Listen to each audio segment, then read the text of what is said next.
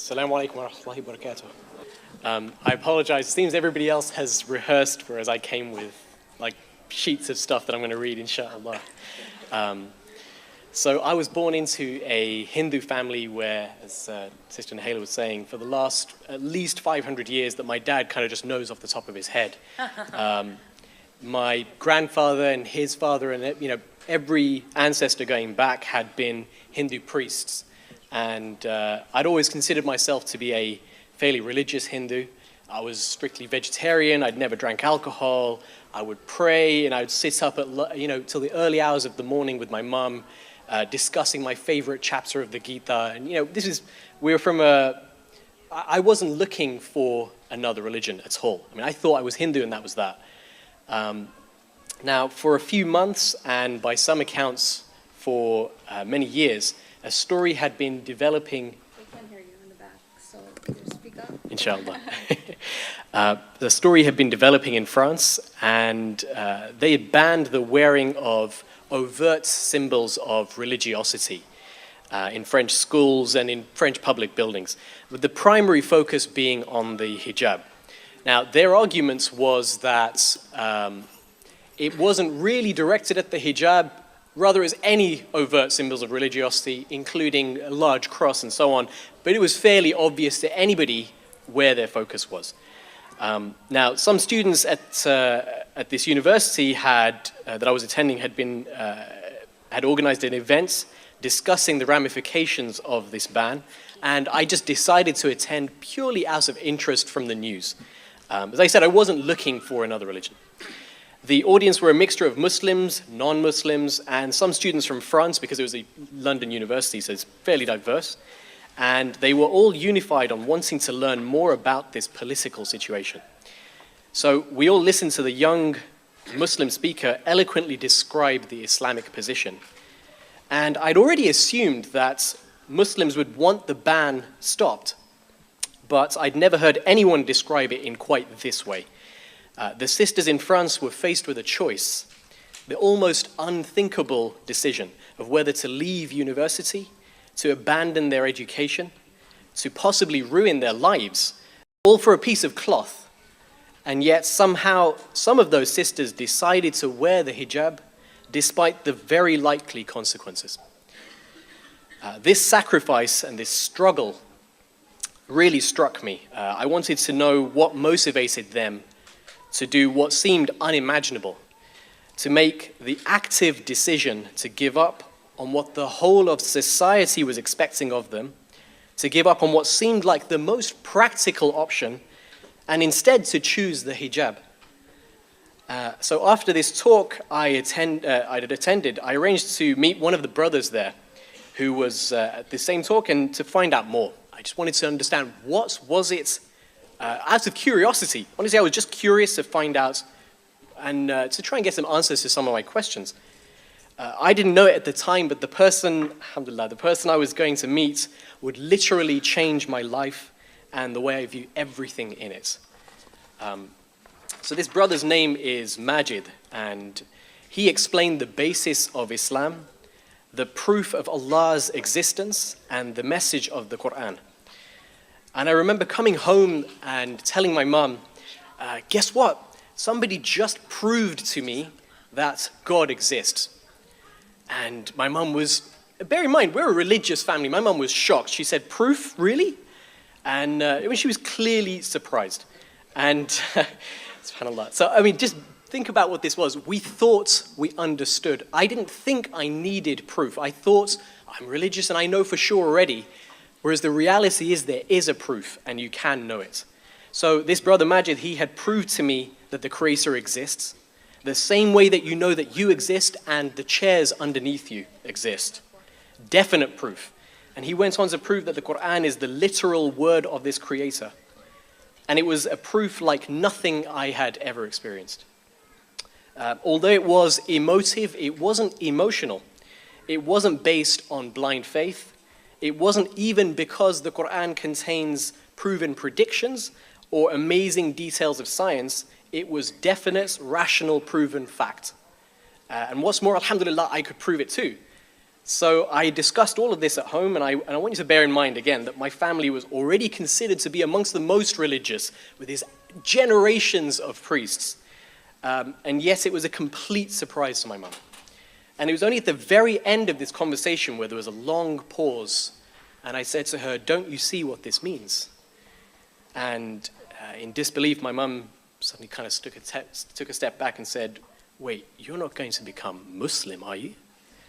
And I gave the almost rhetorical response that, faced with an undeniable proof, how could I not become Muslim? And subhanAllah, I mean, it was a difficult time for my family. I remember it being very kind of tense and stressful for them all. SubhanAllah, it felt like a test, SubhanAllah. And this proof, this same proof that had motivated me, was the reason, the motivation for those sisters with the hijab in France. This same proof was the thing that gave them clarity and certainty, especially when they felt like they were being tested. Can I? Can't I? Should I? Shouldn't I? And this proof was tipping the balance. So with a small gathering of brothers, a couple of days later, I slowly said the words, "Ashhadu an la ilaha illallah wa ashhadu anna Muhammadan Rasulullah." And that was followed by a chorus of takbirs and hugs and handshakes and Allahu Akbar. Allahu Akbar. And so now I'd like to explain, despite us all being here to talk about reversion to Islam, that for me, reversion is not a special moment. It's not a magical decision. It's not like a switch that turns you into Superman. In fact, to be frank, I don't even quite remember the dates that I took my Shahada. So on the face of it, I'd stated this Shahada, but in reality, the Shahada was the start of my test. And within the space of a few months, I'd realized that I'd already started failing those same tests and clinging to my old habits. And so since becoming Muslim, I started to believe that the best time for me to have died was probably straight after my Shahada. And I don't want to give the impression that I was suicidal. Far from it. I'd just been considering that Allah, in His infinite mercy, had cleared my record of all sin at the time of taking this Shahada. And since that time, I was of the opinion that I'd been doing a marvelous job of wrecking my chances of going to Jannah. And with the limited time that I had left, I wanted to make amends. And so steering clear of this haram had been a significant challenge. And indeed, I failed on many occasions. And for this, there is little I could do but make tawbah and sincerely attempt to never repeat those actions. Many things had changed, but perhaps unsurprisingly, the habits I'd spent decades forming during my jahiliyyah had been the source of most of my tests. And at this time, I noticed that I almost never felt anything spiritual during my salah. Words like tranquility and peace and joy were used by others to describe their salah, but in all honesty, I'm not even sure I knew then what I ought to have been feeling. But given that so many people spoke about it, surely there had to be something. Alhamdulillah, I still recognized it as a fard, and so I still prayed. However, to me, this was literally just that, an obligation. I did it because the Creator had given me a hukm. So this all led to me doing the bare minimum to avoid the hellfire. And even that was usually rushed. And with the exception of the 2 rak'ah before the Fajr Fard, I would practically never pray any sunnah, never pray any nawafil. And so some people suggested that, praying more of these voluntary prayers would resolve my situation. But for me, praying more, honestly, led to me just losing concentration altogether. And please understand that I don't mean to be arrogant.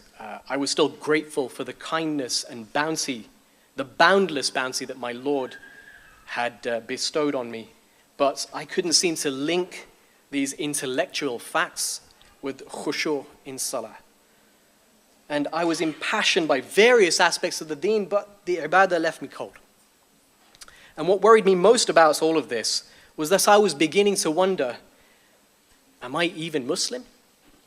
When my thoughts and my actions and my emotions are not in line with Islam. And so, seeking guidance, I came across these ayat from the Qur'an, which I'd like to share with you today. Such are the men whom Allah has cursed, for He has made them deaf and blinded their sight. Do they then not earnestly seek to understand the Qur'an, or are their hearts locked up by them? Those who turn back as apostates after guidance was clearly shown to them. The evil one has instigated them and busied them with false hopes. This because they said to those who hate what Allah has revealed, "We will obey you in parts of this matter," but Allah knows their inner secrets. But how will it be when the angels take their souls at death and smite their faces and their backs? This because they followed that which called forth the wrath of Allah, and they hated Allah's good pleasure, so He made their deeds of no effect. Or do those in whose hearts is a disease think that Allah will not bring to light all their rancor? Had we so willed, we could have shown them up to you, and you would have known them by their marks, but surely you will know them by their tone of their speech, and Allah knows all that you do. And of the over 6,000 ayat in the Qur'an, I came across these that perfectly describe the situation that I was in. I felt as though, despite knowing in my mind that Islam was the truth, perhaps I had stepped back. And everyone born as a Muslim or as a non-Muslim has to make the same active decision to worship their Creator. It's a decision that we each, all of us, make many times in our lives and perhaps many times in a day. For example, should I pray or should I attend the meeting at work? Should I get angry at another driver or should I be patient? Should I put it on my credit card or should I avoid riba? Should I speak up for justice or should I keep on walking by? And when I was feeling this struggle most, I reached out to some Muslims I knew and received an email, which I'd like to share with you today, inshaAllah. SubhanAllah. I resent, and I'm using that word in the mildest form, I resent the fact that you say the best time for you to have died was after taking the Shahada. I can understand that there's little else that equates emancipation from all previous sins. But would you really have wanted to meet Allah subhanahu wa ta'ala without having strived for the deen? Without having to fight your nafs for His sake? Without having propagated His perfect deen? Quoting from Surah An-Nur, ayah 40, "The state of a disbeliever is the darkness in a vast sea, overwhelmed with waves, topped by dark clouds, layers of darkness above darkness. And if a man stretches out his hand, he can hardly see it. And for he whom Allah has not appointed a light, for him there is no light." Sounds harsh, subhanAllah. And the rest of the email, "The day you took your shahada, Allah subhanahu wa ta'ala brought you out of this darkness and appointed you a light. To die there and then is all too easy. To exert oneself for the sake of Allah every minute of every day is the challenge that all Muslims have been blessed with. I do understand the dilemma though. The thought of Jannah brings tears to my eyes, firstly because I long to be there, and secondly because of the fear that I won't be granted entrance through its gates. Every day is a battle against the haram, and each day holds regrets.